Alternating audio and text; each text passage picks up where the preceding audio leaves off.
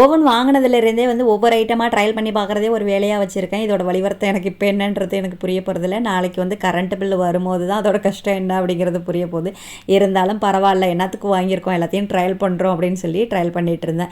அது குட்டி பாப்பாவுக்கு வேறு பர்த்டே வரப்போதா, அப்போக்கி பசங்களுக்கெல்லாம் ஸ்நாக்ஸ் கொடுக்கணும்ல, அதை வீட்டிலேயே ரெடி பண்ணி கொடுக்கும்போது நம்மளுக்கு ஒரு திருப்தி கிடைக்குமே அப்படின்னு சொல்லிட்டு என்னோடய ஃபேவரட் ஸ்நாக்ஸில் ஒன்று தான் எக் பஃப்பு.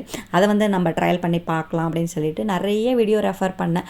அதில் ஒரு வீடியோ வந்து பஃப் ஷீட் ரெடி பண்ணாமையே வந்து சூப்பராக அந்த பஃப் ரெடி பண்ணியிருந்தாங்க. மாவில் இது போல் நிறைய ஃபோல்டு மெத்தடெல்லாம் மடிச்சுட்டு அதில் வந்து நம்ம ரெடி பண்ணி வச்சுருக்க மசாலா, எக்கு எல்லாத்தையும் வச்சு நல்லா ஃபோல்டு பண்ணிவிட்டு மேலே வந்து மில்கை வந்து அப்ளை பண்ணி விட்டுட்டு ஓவனில் ஒரு 180 டிகிரியில் வந்து 50 மினிட்ஸ் நான் வச்சு எடுத்தேன். சில பேர் வந்து 200 டிகிரியில் வந்து ஒரு 40 மினிட்ஸ் இந்த மாதிரி வச்சு எடுக்கிறாங்க. நான் 50 மினிட்ஸ் வச்சு எடுத்தேன். சூப்பராக வந்து இருந்துச்சு. ஆனால் என்னென்னா ஒரு ஃப்ளாப்பு அது லேயர்லாம் பிரிஞ்சு வரல. ஆனால் டேஸ்ட் வந்து பேக்கரியை விட அடி தூளாக இருந்துச்சு.